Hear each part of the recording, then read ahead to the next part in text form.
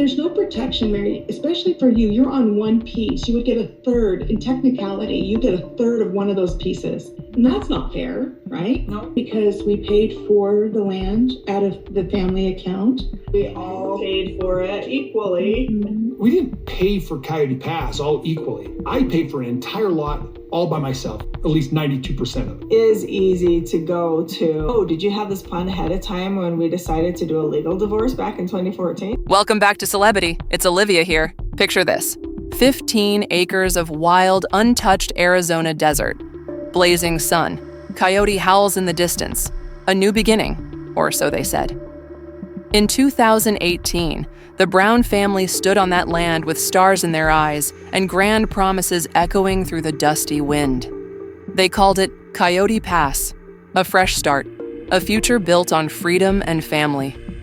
Kody Brown painted it like a dream, a modern-day polygamist utopia with custom homes for each of his wives, spread across acres of sacred soil. Each woman would have her space, her independence, but still remain part of the united Brown tribe. It was the ultimate flex of unity in a world that questioned their lifestyle. But unity? That was just the PR spin. Behind the cameras and confessionals, something was already off. The dream was big, bold, and expensive. Yet Kody acted like ambition alone could buy concrete, crush debt, and silence tension. He was wrong, because this wasn't just a family. It was a crumbling monarchy, with Kody at the center, spinning tales while the queens began quietly plotting their exits. At first, the land seemed like a new chapter. The Browns had left Las Vegas behind, trading cul-de-sacs for cactus and open skies. But when the dust settled, reality crept in. The land came with strings attached, big ones, zoning issues, building restrictions, legal gray areas about who owned what and when. They couldn't even build until the loan was fully paid off. No matter how big the dream was, the dirt under their feet was locked in a bureaucratic chokehold. But here's the twist. While the family had paid for that land together, every wife contributing from shared TV income, Kody and Robyn started acting like they were the sole owners, like the others were just lucky to tag along. No official meetings, no signatures, no transparency, just hushed conversations, sly comments, and a growing sense that something wasn't right. Janelle, ever practical, raised questions. Meri, usually passive, grew suspicious. Christine, well, she'd already started packing emotionally. And Robyn? She stayed close to Kody, watching, whispering, waiting. Then, the truth began to seep through the cracks, like blood through sand. By 2020, whispers turned to rumors. Janelle noticed Kody pushing off building plans. Meetings were delayed, paperwork was stalled. The land wasn't just dormant, it was being claimed in secret. Kody, the self-appointed patriarch, began shifting focus. He wasn't just prioritizing Robyn emotionally, he was investing in her financially. Robyn's name popped up more and more in legal docs. Decisions were being made behind closed doors. And still, the family waited, confused, stuck, splintering. By 2021, everything was unraveling. Christine was the first to walk. No more group therapy, no more spiritual husband. She chose peace over proximity. Her departure wasn't just a relationship breakdown, it was a warning shot. The land was no longer a dream, it was a weapon, a pawn in a bitter power play. And through it all, Coyote Pass just sat there, silent, barren, waiting for the storm. Because once the loan was finally paid off in 2023 and the path was legally cleared to build, guess what? There was no family left to build it for. The so-called empire that Kody envisioned, it was already dust. And beneath that dust, years of betrayal, manipulation, and a hidden plan to lock out the very women who had helped fund it all. But Janelle and Meri, they weren't done, not by a long shot. They didn't just stall, they schemed. And when the truth came out, it hit like a sledgehammer. After years of waiting, watching, and wondering, it finally clicked. Kody and Robyn weren't dragging their feet on the Coyote Pass plans because of red tape. They were stalling for control. It began subtly. Documents that never got shared. Meetings that were always postponed. Excuses layered with passive aggression. Let's wait till the loan's settled. Let's just focus on the show for now. It's not the right time. But by 2023, the smokescreen cleared. Christine was gone. And Janelle, sharp, savvy, and sick of being strung along, started digging. That's when the real betrayal surfaced. For years, the family income had flowed into one pot. Sister Wives wasn't just a TLC show, it was the Browns' cash cow, and everyone had milked it, or so they thought. Turns out, Kody and Robyn had been quietly siphoning influence behind the scenes, positioning themselves as the default owners of Coyote Pass. No group consensus, no transparent breakdown of shares, just silence. Then came the bombshell. They couldn't legally build until the land was fully paid off. And once it was, surprise, surprise, Kody and Robyn were the ones holding the keys. It was never meant to be equal. It was a slow, methodical grab for ownership, camouflaged as leadership. And Janelle, she saw the playbook. So did Meri. Now, say what you want about Meri. Quiet, hesitant, emotionally sidelined for years. But she had receipts, bank statements, contribution logs, family meetings filmed on national television showing shared ownership intent. So they did what betrayed women with nothing left to lose often do. They called the lawyers. Behind the scenes, legal teams combed through years of financial entanglements, shared income, deposits, purchase agreements, internal text threads. It was all there, proof that Coyote Pass was bought as a family. And now, it was time to fight like one. But Kody? Oh, Kody played the victim. He mocked Janelle's claims, brushed off Meri's concerns, gaslit every confrontation with his signature smirk and a casual, "You're remembering that wrong." He twisted facts, reframed timelines, and called it all a misunderstanding. Robyn, meanwhile, stayed eerily silent. But in that silence, power. She clutched that land like a dragon hoarding treasure. Every time someone brought up property lines or home plans, her eyes narrowed. There were no mistakes being made here, just strategy. And it wasn't just about land. It was about legacy. Janelle and Meri had given decades to the Brown name. They'd endured televised heartbreaks, raised children, weathered humiliation, and held the line. And now they were being erased, not on their watch. So the battle lines were drawn, not on TV, not in family therapy, but in cold, hard legal ink. This wasn't a disagreement anymore. It was war. And as their attorneys built their case, one thing became terrifyingly clear. Kody and Robyn had never intended to share the land at all. It was the ultimate betrayal, not of money, but of trust. And while the cameras rolled, viewers saw fragments. Janelle storming out, Meri questioning everything, Kody spinning stories faster than TLC could edit. But what they didn't see was the legal hurricane brewing in the background. Because once the courts got involved, there was no going back. By early 2024, the silent war had turned official. Coconino County Courthouse, Arizona. Papers were filed, requests made, demands laid bare in legal language that cut deeper than any family therapy ever could. Kody and Robyn, once the untouchable center of the Brown universe, were suddenly cornered. All the charm, the persuasion, the patriarchal guilt trips, useless in court.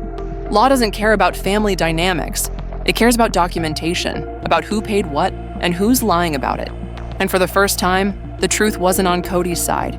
Because those financial trails Janelle and Meri dug up, they were damning. Attorneys laid it out cleanly. The show paid the Browns as a unit. The land was bought under the guise of shared use. And yet Kody and Robyn had manipulated the ownership narrative, inch by inch in their favor. The court agreed. Enough was enough. And then, boom. A legal ruling dropped like a lightning bolt across the red dirt of Coyote Pass. The land was to be divided. Officially. Irrevocably. Kody and Robyn were forced to share what they'd hoarded like royalty in a crumbling castle. Let's break it down. Lot F, 2.4 acres.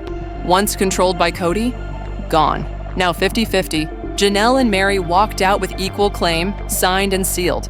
Fire Lot J, approximately 5 acres. Originally Christine's, then taken by Kody and Robyn after she left. But justice, she's got range. Final division, Kody and Robyn 50%. Janelle, 25%. Meri, 25%. That's right. Christine's ghost still haunted that parcel, and her sister wives came to claim it. Lot H, 4+ acres. One of the most contested parcels. Originally a tri-ownership between Kody, Janelle, and Meri. But guess who mysteriously got added later? Robyn. Of course. Still, the court ruled. Kody and Robyn, 50%. Janelle, 25%. Meri, 25%. They didn't erase Robyn, they just erased her monopoly. But here's the real mystery. The agreements were signed in September 2024. Yet they weren't finalized until March 2025. Why the delay? Whispers swirled across Flagstaff. Some claimed the couple was buying time. Others believed they were scrambling to secure cash flow. Because guess what was happening in the background? A $2 million Flagstaff mansion quietly hit the market.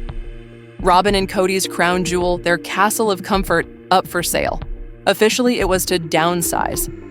But insiders suggest something juicier. They needed the money to cover Janelle and Meri's payouts. And fast.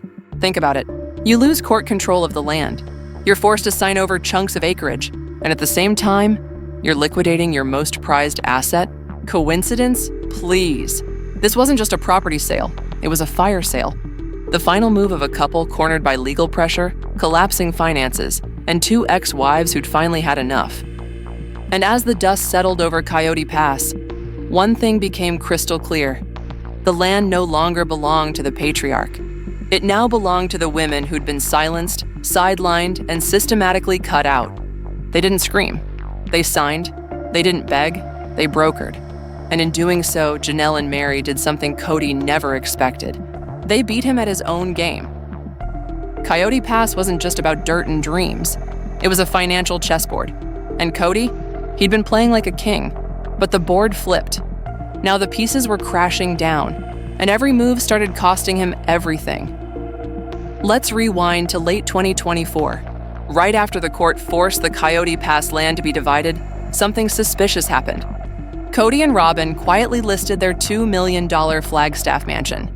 No flashy Instagram posts, no celebratory "we're moving on" TikToks. Just a quiet, desperate shuffle. The official line? We're downsizing. But the timing? Too perfect. Too convenient. Because while their dream home was going on the market, Meri and Janelle were cashing in their chips, legally. They weren't just getting land titles. They were entitled to financial compensation. Why? Because the money used to buy Coyote Pass came from a joint pot, funded largely by sister wives.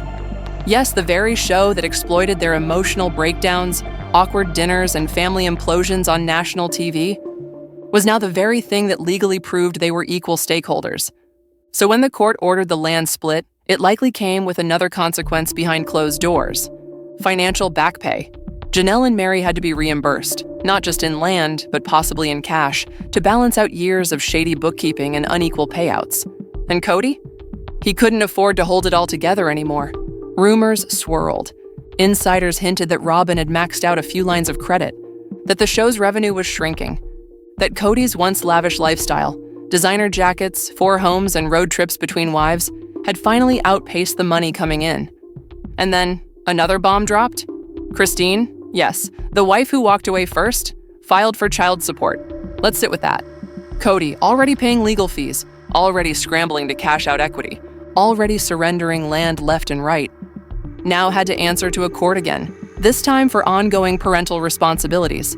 It was poetic, it was brutal, and it was public. His finances were no longer private. They were unraveling on Reddit threads, court documents, and YouTube breakdowns with more receipts than a Kardashian lawsuit. And through it all, Kody kept spinning his narrative. He said Janelle was bitter, that Meri was clingy, that Christine poisoned the family. But behind closed doors, he was writing checks, desperately juggling assets, and watching the women he once controlled walk away with his empire in pieces. By early 2025, the writing was on the wall. The mansion, gone. The land, split. The cash, bleeding. And the kicker, none of the women were coming back. Janelle moved forward like a boss, confident, untethered, and finally empowered. Meri focused on her businesses, her self-worth, and frankly, her peace. Christine, thriving, remarried, and probably sipping wine, watching it all unfold like an Emmy-winning dramedy. And Kody? Still trying to rebuild the sandcastle he once ruled from. But the tides had turned. And money, it turns out, doesn't buy loyalty or legacy. Once upon a time, Kody Brown stood at the center of a sprawling family empire. 4 wives, 18 kids, a reality TV show, and a plot of land that was supposed to be the legacy. That legacy? Gone. Burned out like a matchstick. By March 2025, every legal tie between Kody, Robyn, Janelle, and Meri had been severed. No shared property, no joint finances, no behind-the-scenes negotiations. The final chapter of Coyote Pass didn't end with a ribbon-cutting ceremony or a family reunion around a bonfire. It ended with silence, with court documents, and with 2 women walking away from the wreckage, not just surviving, but winning. Let's talk facts. The land, once envisioned as a communal paradise, was officially split down the middle. Janelle, 25%. Meri, 25%. Kody and Robyn, 50%. A legal equalizer. No more guessing. No more stalling. No more lies about waiting for the perfect moment to build. And here's the truth no one wanted to say out loud. There was never going to be a shared build. That dream died years ago. Quietly, in arguments off camera, in favoritism, in backhanded remarks and broken trust. Coyote Pass was never just land. It was a symbol of unity. And once unity was gone, it became a battleground. Kody kept the show going, literally and figuratively. He smiled for cameras, twisted narratives, clung to the illusion that he still had control.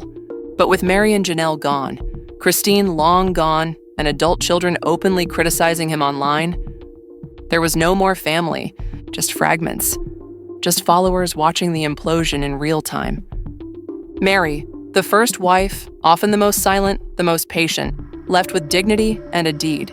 She chose her self-worth over apologies that never came.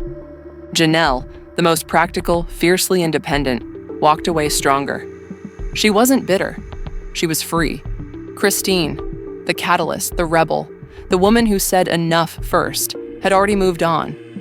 Married again, living again, and Robyn? Still by Kody's side, still clinging to the dream that's now hers alone. Because Kody no longer holds the power. Not in the land, not in the finances, not in the family. The man who once believed he could juggle 4 lives now struggles to hold even one together. And what about Sister Wives? The show that aired every messy emotion, every broken promise, every dramatic dinner table confrontation. It may be heading for its final curtain. What's left to film when the family is no longer a family? No polygamy, no harmony. Just bitter memories and legally signed land divisions. So, what does the end of an empire look like? It's not a battle. It's not a bang.